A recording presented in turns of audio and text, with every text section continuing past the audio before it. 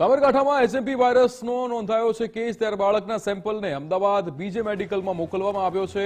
બાળકનો ખાનગી લેબમાં રિપોર્ટ પોઝિટિવ આવ્યો હતો. હાલ બાળક બેબી કેર હોસ્પિટલમાં સારવાર હેઠળ છે. પ્રાંતિજ તાલુકાના ગામમાં આરોગ્ય વિભાગની ટીમ પહોંચી હતી. એચએમપીવીને લઈને આરોગ્ય વિભાગે હવે તમામ તૈયારીઓ હાથ ધરી છે. શરદી ઉધરસ હોય તો તાત્કાલિક સરકારી દવાખાનાનો સંપર્ક કરવા અપીલ કરવામાં આવી છે.